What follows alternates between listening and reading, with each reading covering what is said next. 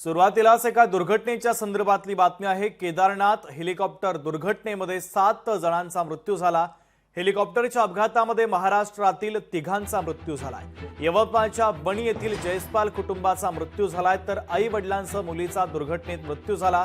राजकुमार, श्रद्धा जयस्वाल यांच्यासह मुलीचा देखील मृत्यू झालेला आहे।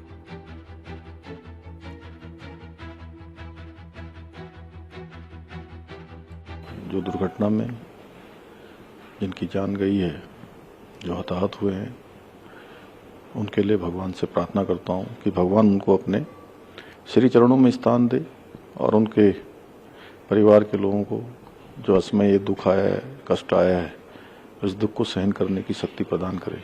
एनडीआरएफ और एसडीआरएफ की टीम को रवाना किया गया है। अभी थोड़ी देर में वो पहुंच भी जाएगी। वहां के जो स्थानीय लोगों थे उन्होंने जो सूचना दी उसके हिसाब से उसमें किसी के भी बचने की संभावना नहीं है। इस हेलीकॉप्टर में पायलट समेत 6 लोग थे। 4 वयस्क थे, एक बच्चा था, एक पायलट थे मिस्टर चौहान, और एक बीकेटीसी का एक कर्मचारी भी था जो उससे जा रहा था। तो फिलहाल की जो प्राथमिक जानकारी है उसके हिसाब से उसमें किसी के भी बचने की संभावना नहीं है।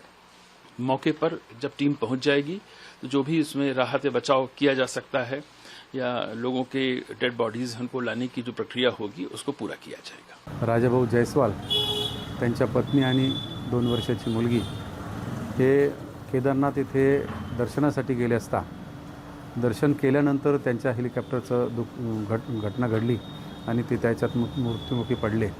आमच्या वणीमध्ये एक शोककळा पसरली आहे। एक चांगला माणूस ज्यांनी या ठिकाणी रुद्राक्षाभिषेक एक मोठा महायज्ञ या ठिकाणी त्यांनी आयोजित केला होता आणि त्याचा मानकरी राजाभाऊ होते। ते मग माहिती पडलं का ते क्रॅश झालं बा हेलिकॉप्टर। मग डीआयजी वगैरेशी मी बोललो आहे। ते म्हटलं की आता मी हे करत आहे, चौकशी करून आम्ही तुम्हाला सांगत, अशी घटना माहिती पडली। मी राजा भैयाकडे मॅनेजर म्हणून काम करतो।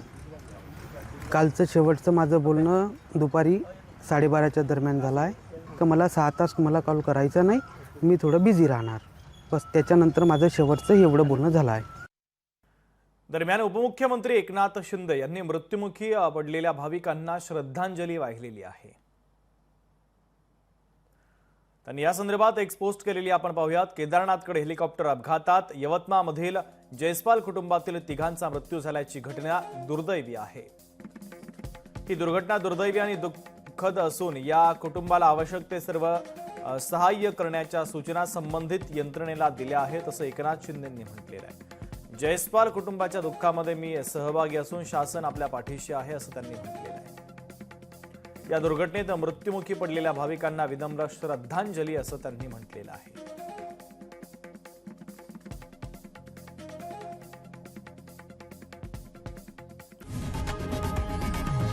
लोकशाही मराठी ऐका, पहा, जागरूक रहा।